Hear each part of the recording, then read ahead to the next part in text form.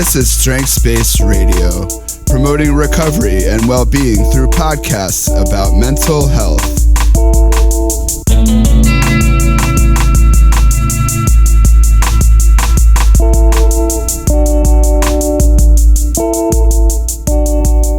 This is Strengths Based Radio. I'm Josh Kurz-Burchard, and I'm here today with Peter Taylor to continue discussion of his book, Smell the Coffee and Wake Up, a Zen Guide to Mindfulness and Self-Discovery. Peter's going to read from his essay, Loving Yourself, which is from, which chapter is it from, Peter? From the chapter entitled Self. The chapter entitled Self. Peter, would you care to read it for us? Sure. Loving yourself. As you plan to love other people, it is important that you love yourself. If you try to begin a romantic relationship and you don't love yourself, it's like you're a used car salesman trying to sell a lemon.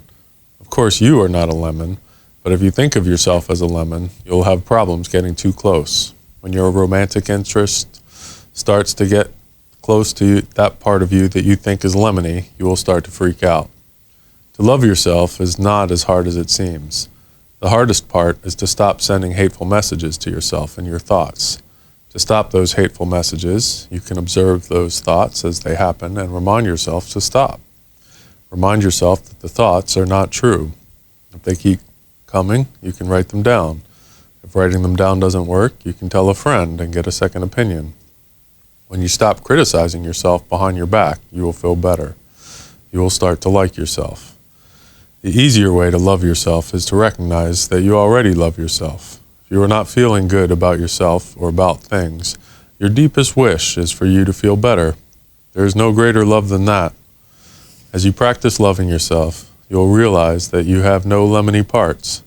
You will see that all your parts are just wonderful you. When you feel that deep love for yourself, it's much easier to share yourself and to love with others. It's a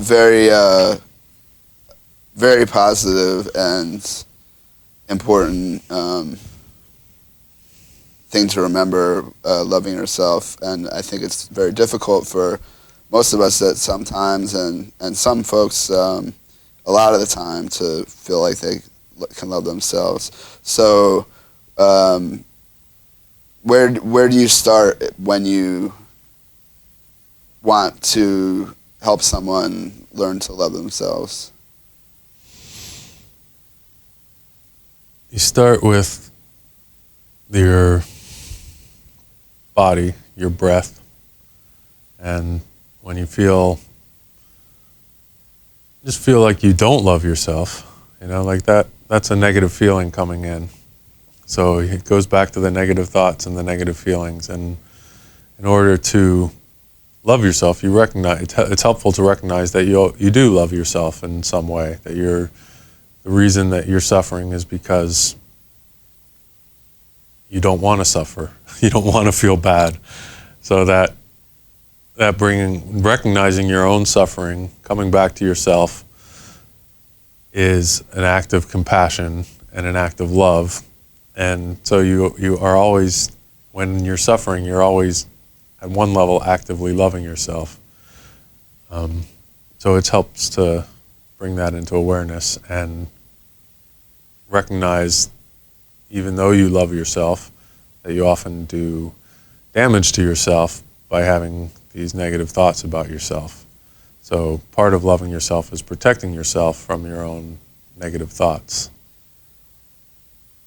Is there a part of Zen and Buddhism in general that that invites people to share the negative thoughts that they are in fact dealing with, say with a mentor or with a group, or is that a part of Zen and mindfulness? And it's definitely a part of mindfulness. It's a part of Zen too. I mean, Zen is kind of freaky, where any thought is a negative thought in some circles. So anytime you're sharing a thought, anytime you're talking to somebody, I mean, in Zen, again, if you're a Zen practitioner and you use your mouth and you speak, and you tell somebody I'm having these thoughts, that's sharing your thoughts in Zen and sharing your negative thoughts. So there's no particular practice of sitting down and saying, I think I'm the, that's like a therapeutic environment possibly, but the practice of meditation is the practice of engaging with your thoughts and seeing your thoughts and separating your thoughts. And so you're engaging yourself with your negative thoughts. You're not putting them out there to other people, but you're just seeing them as they are. And they're thoughts. They're just thoughts. So you're seeing them. And so you're not judging them. Yeah, you're not connecting to them. You're not saying, oh, this thought is me. You're saying this thought is just a thought. So passes away. It has no truth. It has no meaning other than it's just a blip in my mind, and I've noticed it, so it can go away. So it sounds like you're saying part of the power of Zen is to get accustomed to seeing your thoughts so that you understand that each one of them, positive or negative, is just a thought, and therefore it doesn't hold as much power over you. Right, it comes into your awareness, and it's not happening in the background. So you're not quietly defining yourself with these thoughts without checking to see that they're valuable thoughts. So when you want to, so in Zen again, when you talk about loving yourself, it's sort of a step, which is a step above hating yourself or disliking yourself. So loving yourself is better. So you're able to engage with yourself. But when you take it further with Zen, you have no self at all. So there's nothing to love, nothing to hate. But most people aren't practicing Zen. Most people are just engaged with themselves. So as a step towards happiness and well-being, it's helpful to work on loving yourself and recognizing love in your life and feeling love. And anytime you evoke the feeling of love, you feel a little bit of happiness. So if you can evoke the feeling of love for yourself, you always have happiness with you. You say the hardest part is to stop sending hateful messages to yourself in your thoughts. Seems like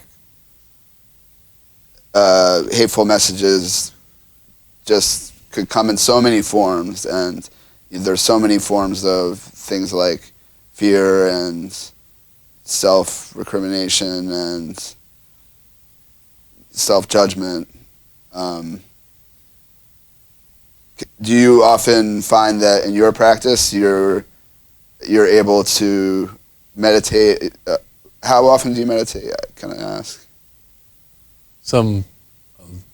Generally once a day in the morning, sometimes once a day, another time, sometimes twice a day, sometimes 3 times a day. Sort of depends what's happening, but always the most consistent meditation is the once a day in the morning. But if I wake up at night, I'll meditate in the middle of the night. If I have more time, I'll meditate another time. If I go to Sunday, I go to meeting for worship with the Quakers. I meditate meeting for worship, but I'll still meditate in the morning before I go. So it's the focused meditation is the morning meditation, and then other meditations happen. Has it changed your life in that you now feed yourself less negative messages, do you think, since when you started Zen? Absolutely. I feel I don't have a whole lot of negative thoughts about myself anymore. I used to. Wait, can we go back to figuring that part out again? Because I need to know. Yeah, it's really it's a question of not believing them, that they don't proliferate if you have them. Because you just, when you have a sense of self that is the lower, it's sort of like a humility or a lower important sense of self, and it's just the most natural thing in the world to not make fun of yourself for being you, and not think that you should be more than you should be, when you're just you and you're just doing whatever you can do. So there's no need to knock yourself out for it. That I'm doing what I can and I'm trying, and but if you feel bad, then everybody feels bad. So you sort of look at those feelings, and you look at maybe fear that'll come up, and you look at the things that you want to achieve. You're like, oh, I haven't done all this with my life. And you're like, oh, well, that's a thought. And you're not spinning off on that, right? You're saying, I can achieve, I can do what I want to do, but it's, I'm not going to be a better person if I cure cancer, or if I, take a nap. I'm going to be the same person. You might be a better person after your nap for a little while. Right, I might be able to cure cancer when I wake up. Yeah. Naps are powerful medicine. So you mentioned loving yourself in romance being important. Can you tell us more about that?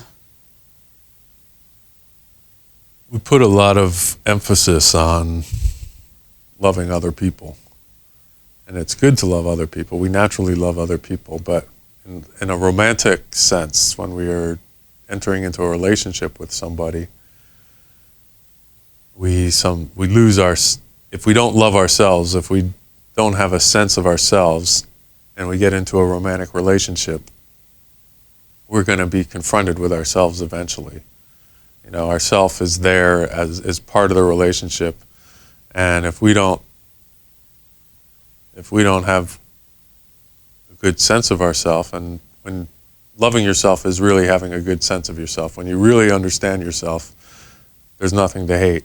It's easy to love yourself. So you're not feeling insecure. If you love yourself, you don't go into relationships with these insecurities. Is this person going to find out this about me? Is this person going to find out that about me? You just can present yourself as you are, because you're fine. So that's a sense of you're healthy. You're a healthy person going into a relationship, and you're not trying to get away from yourself by going into a relationship.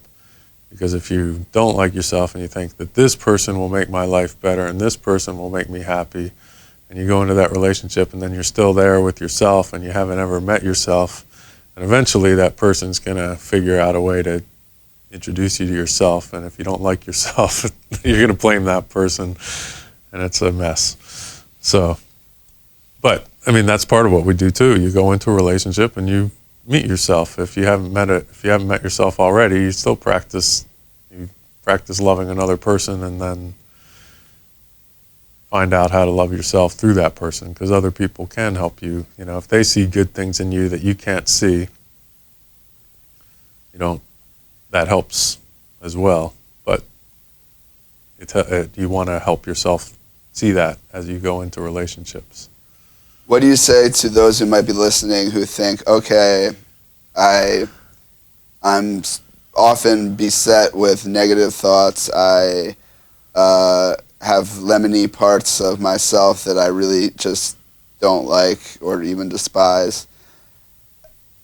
How is there an intermediate between loving yourself and getting to the idea that there is no self, and the idea of ignorance being that you have a separate self? Because I think to some that might be a tall order or a matter of faith, to take it on faith rather than actual experience that there is a separate self, that there's not a separate self, and that one self is this, this good, naturally good thing. Right. So the self being a naturally good thing is a step to. It's a step towards happiness. Whether or not you ever come to an idea that you really have no self, that more of a philosophy or an experience. You know, when you just feel connected with everything, then you feel like, oh, where did I go? And then you're like, oh, maybe what is this? So that's the that's sort of the, you don't have to pretend that you have no self to make yourself, you know, to figure out what you are. You don't have to be happy. In order to be happy, you don't necessarily have to feel connected to everything all the time. No. But when you do feel happy, you feel more connected to things, and it's easier to feel that kind of connection, and it's easier to forget yourself. Like we do forget ourselves, you know, hundreds of times a day. We're not always consumed with ourselves, but then we remember ourselves. So it's not, but we piece together this sense of continuity that is ourselves. So we always, you know, we're always taking care of ourselves, but sometimes we forget ourselves. Well, thank goodness that we do, and thank you for shedding light for us on loving yourself. And it's been good having you. Thank you. It's nice to talk.